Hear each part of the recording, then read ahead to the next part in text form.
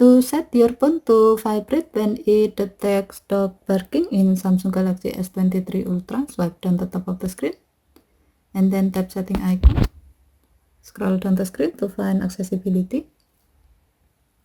Tap accessibility and then tap hearing enhancement. Tap sound notification and then tap open sound notification. Next, tap the setting icon at the top right.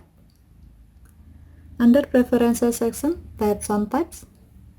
While the alert for sound notification is set to allow sound and vibration, tap notification categories. Under priority section, tap dog barking.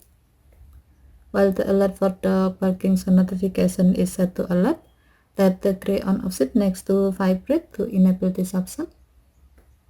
When the switch turns blue, it means that this option is on and your phone will vibrate when sound notification feature is on and it detects dog barking near you. Okay, thank you for watching. Have a nice day.